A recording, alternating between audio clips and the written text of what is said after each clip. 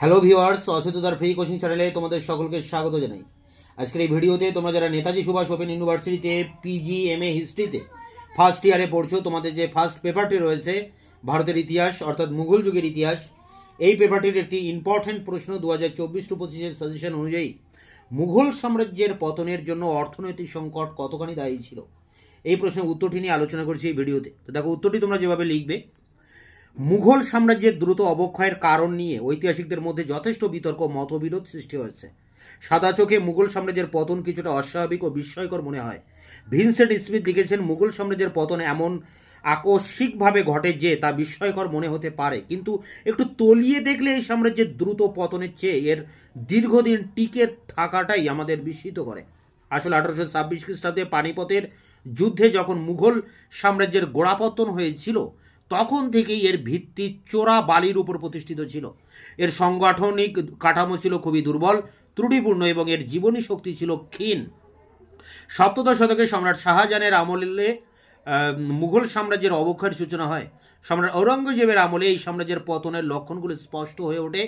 1707-এর 3রা March ঔরঙ্গজেবের মৃত্যুর পর এই সাম্রাজ্যের পতন সূচিত হয় এবং 50 বছরের মধ্যে মুঘল সাম্রাজ্যের বিপুল আয়তন দিল্লি ও আগ্রার নিকটবর্তী অঞ্চলের মধ্যে সীমাবদ্ধ হয়ে যায়।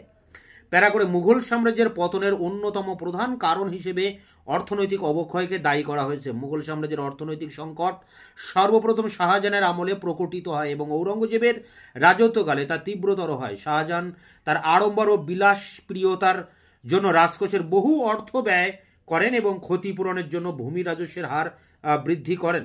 ঔরঙ্গজেবের আমলে নিরন্তর যুদ্ধ বিগ্রহ প্রজা বিদ্রোহের ফলে রাজকোষের বহু অর্থ ব্যয় হয় এবং জায়গিরদারি প্রথায় সংকট দেখা দেয়। ঔরঙ্গজেবের মৃত্যুর পর এই সংকট তীব্রতর হয়। এদিকে শাহজাদাদের মধ্যে গৃহযুদ্ধের ফলে পূর্ববর্তী সম্রাটদের সঞ্চিত ধনসম্পদ নিঃশেষ হয়ে যায়। অর্থের অনটনের জন্য জাহানদার শাহের আমলে সরকারের খালিশা জমিগুলো ইজারা দেওয়া শুরু হয়।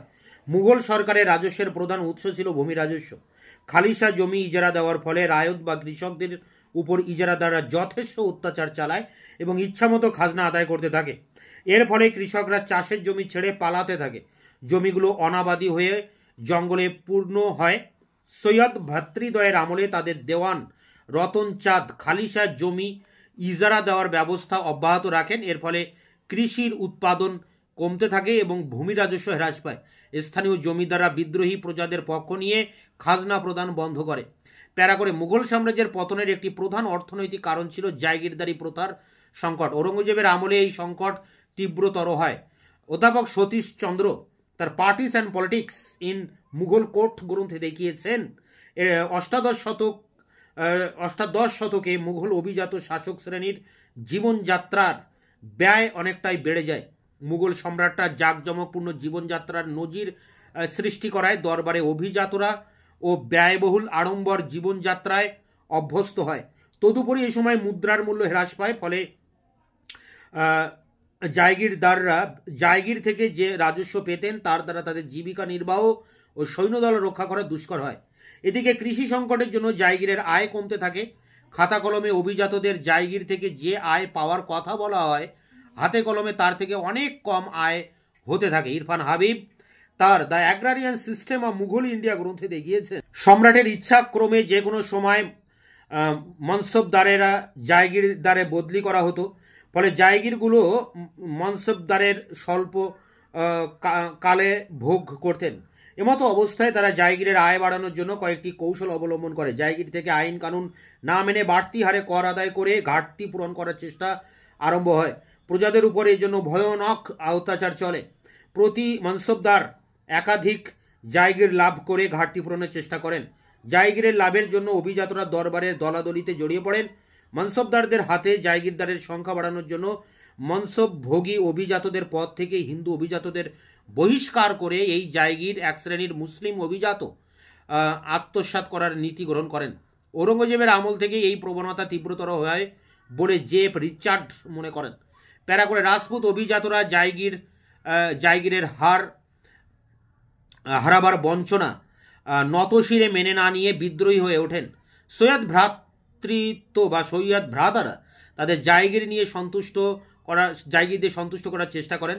আতাহার আলী তার মুঘল নাবিলিটি আন্ডার আওরঙ্গজেব গ্রন্থে দেখিয়েছেন দক্ষিণী অভিজাতরা বা দক্ষিণের জায়গির পেয়ে দক্ষিণে জায়গির পেয়ে সন্তুষ্ট ছিলেন না, কারণ এই জায়গিরগুলো ছিল নিম্নমানের এবং জায়গিরের আয় ছিল বেশ কম। দক্ষিণের জায়গিরের মারাঠা বর্গীরা হামলা চালাতো এবং মারাঠারা বলপূর্বক চৌথ ও স্বরদেশমুখী আদায় করত। এজন্য দক্ষিণী জায়গির দ্বারা উত্তরে লাভজনক এবং জায়গির দাবি করেন, কিন্তু উত্তরের জায়গিরের পরিমাণ ছিল সীমাবদ্ধ।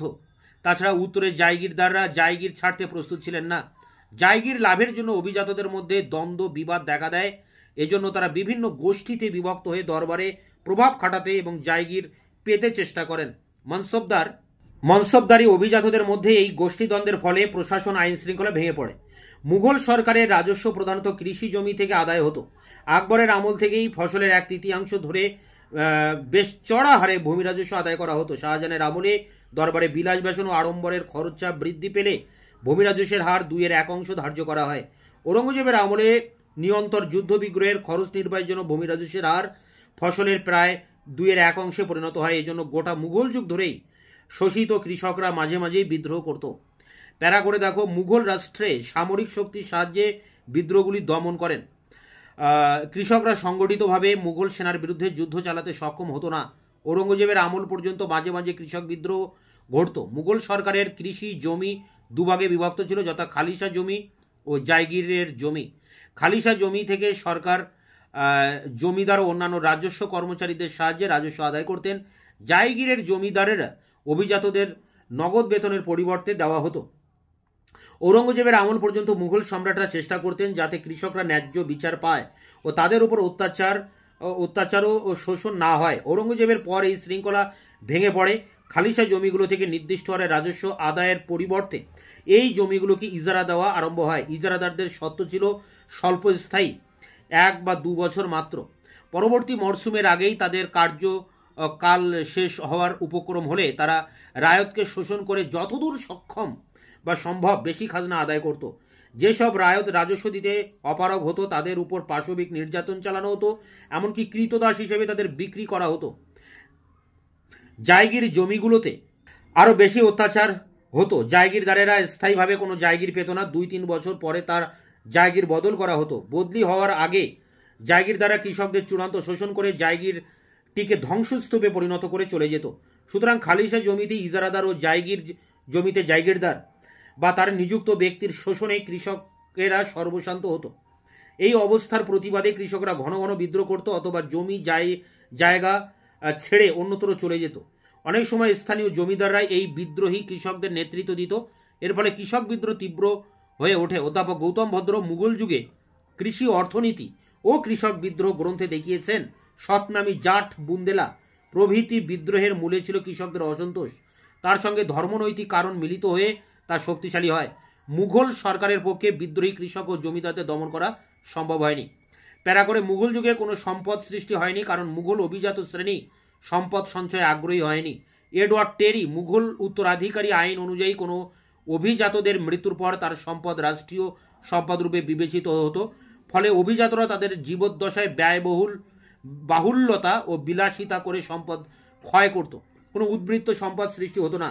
অভিজাতরা রাষ্ট্রীয় অর্থনীতিকে করায়ত্ত করার কোনো পরিকল্পনা বা রক্ষা করার কোনো পরিকল্পনা গ্রহণ করতো না। ফলে মুঘল সাম্রাজ্যের অর্থনৈতিক কাঠামো শক্তিশালী হতে পারত না। মুঘল যুগে ব্যবসা বাণিজ্য ও শিল্প বিস্তারের জন্য মুঘল সরকারের উদ্যমের অভাব ছিল। সপ্তদশ শতকের শেষ দিক থেকে অষ্টাদশ শতক পর্যন্ত মুঘল সাম্রাজ্যের তীব্র কৃষি সংকট দেখা দেয়। কৃষি জমি থেকে রাজস্ব প্রাপ্তি হ্রাস পেলে ব্যবসা বাণিজ্য শিল্পের আয় থেকে তা পূরণ করা যেতে পারত। কিন্তু গবেষক A.R. দেশাই তার social background of Indian nationalism গ্রন্থে বলেন, মুঘল যুগে শিল্পদ্রব্যের গুণগত মান ছিল যথেষ্ট উন্নত। ভারতীয় কারিগররা হস্তজাত শিল্পদ্রব্য উৎপাদনে যথেষ্ট দক্ষ ছিল, কিন্তু সামন্ততান্ত্রিক সমাজ ব্যবস্থার চাপে শিল্প উৎপাদকদের ও বণিক সমাজের তেমন কোনো মর্যাদা ছিল না। বণিক ও কারিগরদের ব্যবসা ও শিল্পের জন্য সামন্ত শক্তির অনুগ্রহ প্রার্থী থাকতে হতো। মুঘল সরকার শিল্প বাণিজ্যে অগ্রগতি ও আধুনিকীকরণের জন্য কোনো উদ্যম দেখায়নি।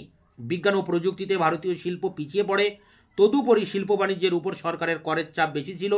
এই যুগে মূলধনের সরবরাহ ছিল অত্যন্ত সীমিত। মূলধনের অভাবে বৃহৎ শিল্প বাণিজ্য গঠন করার বাধা দেখা দেয়। অভিজাতরা তাদের জীবিতকালে সমস্ত উদ্বৃত্ত সম্পদ বিলাস ব্যসনে ও আড়ম্বরে ব্যয় করতেন। শিল্পে এই অর্থ বিনিয়োগ করা হতো না। সতীশচন্দ্রের মতে মুঘল যুগে শহর ও গ্রামের অর্থনীতির মধ্যে কোনো যোগ ছিল না। গ্রামগুলো ছিল স্বয়ংসম্পূর্ণ। গ্রামের উদ্বৃত্ত শিল্প দ্রব্য অব্যাহতভাবে শহরে ও বন্দরে রপ্তানি করার জন্য তেমন কোনো ব্যবস্থা ছিল না। পরিবহন ও যোগাযোগ ব্যবস্থা ছিল অপ্রতুল। আগ্রা, দিল্লি, লাহোর, বারাণসী প্রভৃতি বড় বড় শহর ছিল এবং এই শহরে বাণিজ্য ও শিল্প উন্নত ছিল, কিন্তু এই শিল্প বাণিজ্যের প্রভাব গ্রামে পড়েনি। ফলে সাধারণভাবে দেশে শিল্প বাণিজ্য প্রধান জীবিকায় পরিণত হয়নি। প্যারা করে অধ্যাপক তপন রায় চৌধুরী ও অসীন দাশগুপ্ত প্রমুখ দেখিয়েছেন যে ভারতীয় বণিক সম্প্রদায় ইউরোপীয় বণিকদের সঙ্গে প্রতিযোগিতায় পিছিয়ে পড়ায় বাণিজ্যিক অর্থনীতি বিপর্যস্ত হয়। ইউরোপীয় বণিকরা শক্তিশালী নৌবাহিনীর দ্বারা ভারতে সামুদ্রিক রপ্তানি বাণিজ্যে আধিপত্য কায়েম করে। 1717 খ্রিস্টাব্দে ফারুক শিয়ারের ফরমান অনুযায়ী ইস্ট ইন্ডিয়া কোম্পানি বিনা শুল্কে বাংলায় একচেটিয়া বাণিজ্যের অধিকার পায়। দেশীয় বণিকরা সরকারকে শুল্ক প্রদান করে ইউরোপীয়দের সঙ্গে প্রতিযোগিতায় পিছু হটতে বাধ্য হয়। ভারতের বৈদেশিক বাণিজ্য ক্রমে নৌশক্তিতে প্রবল ইংরেজদের কুক্ষিগত হয়। প্যারা করে এটি শেষ প্যারা। এইভাবে দেখা যায় যে চিরাচরিত অর্থনীতির উপর ভিত্তি করে গড়ে ওঠা মুঘল সাম্রাজ্য সময়ের সঙ্গে সামঞ্জস্য বিধান না করতে পেরে ভারসাম্য হারিয়ে ফেলে এবং সম্পদ বৃদ্ধির দিক কোনো সুপরিকল্পিত প্রচেষ্টা পরিলক্ষিত হয়নি। এই সম্পদের ঘাটতি মুঘল সাম্রাজ্যের অস্তিত্বকে বিপন্ন করে তোলে। মুঘল সাম্রাজ্যের মাথাভারী প্রশাসন ব্যবস্থা ধরে রাখা সীমিত আর্থিক সম্পদের মধ্যে সম্ভবপর ছিল না। এই ছিল মুঘল সাম্রাজ্যের পতনে অর্থনৈতিক সংকট কতখানি দায়ী ছিল, তার উপরে 18 নম্বর বা 12 নম্বরের কোশ্চেন অ্যান্সার তোমাদের সামনে আলোচনা করলাম। এটি সংগ্রহ করে পরীক্ষার প্রস্তুতি নাও। দেখা হচ্ছে অন্য কোনো ভিডিও ক্লাসে। ততক্ষণ চ্যানেলকে সাবস্ক্রাইব করে রাখবে, বন্ধুদের কাছে শেয়ার করবে। ভিডিওটি ভালো লাগলে অবশ্যই একটা লাইক দেবে।